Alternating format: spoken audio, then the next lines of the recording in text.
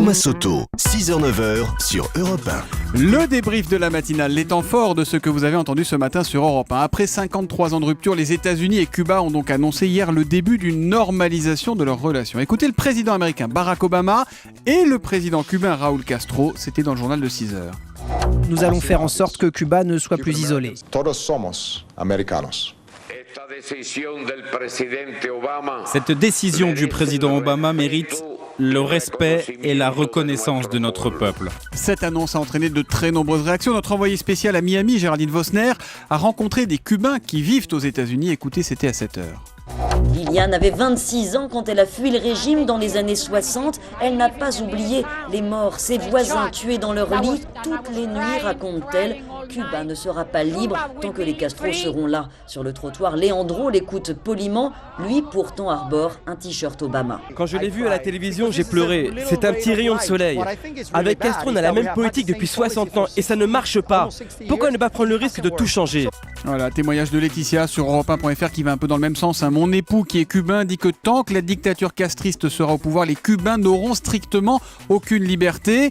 Autre réaction plus ironique, fin de l'embargo contre Cuba, quelle chance, les Cubains vont pouvoir manger McDo et boire du Coca-Cola, nous dit Daniel sur Europe1.fr. L'ancien président israélien Shimon Peres était l'invité exceptionnel de l'interview Vérité d'Europe 1 tout à l'heure. Écoutez ce qu'il pense de la montée de l'antisémitisme en France, c'était à 7h45. Je crois que c'est de la folie. Que peut-on obtenir de cette manière ? Dites-le-moi.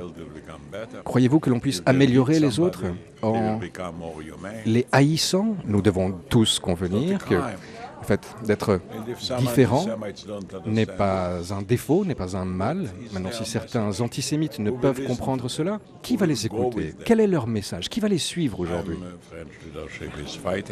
Je dois souligner d'ailleurs que les décideurs français luttent activement contre l'antisémitisme qui est une maladie qui doit être guérie.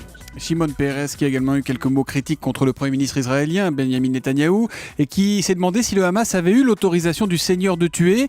Bravo Monsieur Peres, bonne façon de poser le problème, longue vie à cet homme, réagit HBDex55 sur Twitter avec le hashtag un matin.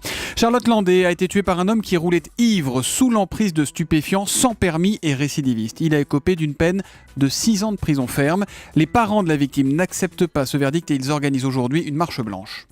Je pense que cette personne volontairement a pris le volant de son véhicule sans permis de conduire. C'est volontairement qu'il a conduit avec plus de 2,5 grammes d'alcool dans le sang. C'est volontairement qu'il avait de la cocaïne et du cannabis dans son sang. C'est volontairement qu'il faisait des zigzags au moment où il a tué notre fille. Et évidemment, comble de l'ignominie, c'est évidemment volontairement qu'il s'est enfui lâchement après avoir renversé notre fille. C'est la violence volontaire qui entraîne la mort sans intention de la donner avec une arme, en l'occurrence la voiture.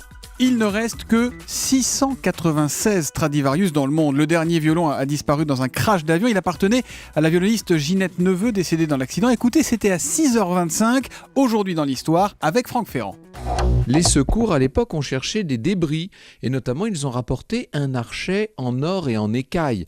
Alors, on leur a demandé où ils avaient trouvé cet archet. Eh bien, pendant leur recherche, ils ont entendu quelqu'un gratter du violon dans une petite maison. Alors, ils sont entrés, ils ont récupéré le précieux archet. Mais et le violon, leur a-t-on demandé ?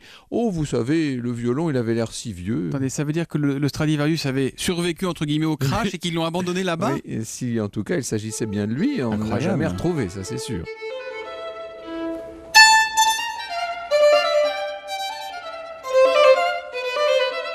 Voilà quelques notes d'un caprice de Paganini, Stradivarius qui est mort le 18 décembre 1737.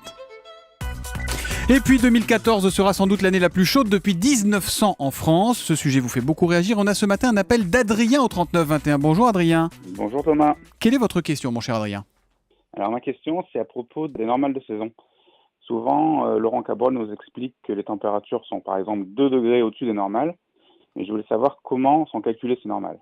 Laurent Cabrol, la question vous est donc directement adressée. Ouais. Qu'est-ce que vous répondez, Adrien ? On prend simplement une fourchette. Par exemple, jusqu'à présent, c'était 1971-2000. Maintenant, on a choisi depuis peu une nouvelle fourchette 1981-2010. Donc, ça fait une trentaine d'années. On fait la moyenne des températures sur ces 30 ans pour une ville. On a choisi en général une centaine de villes. On fait la moyenne des températures et on détermine si on est dessus ou dessous. Je vais vous donner un exemple. Paris, la moyenne nationale ou la moyenne normale, enfin la normale de saison en minimale, c'est 3,4 degrés ce matin. matin, il fait 12 degrés. Vous voyez qu'on est largement au-dessus. Et les maximales, c'est 7 degrés et demi. Et cet après-midi, on sera à 13 degrés. Donc, on sera largement au-dessus des normales de saison. Donc, c'est une moyenne simplement sur une fourchette de 30 ans. Voilà ce qu'on appelle les normales saisonnières. Merci, mon cher Laurent. On vous retrouve évidemment tout à l'heure pour la météo.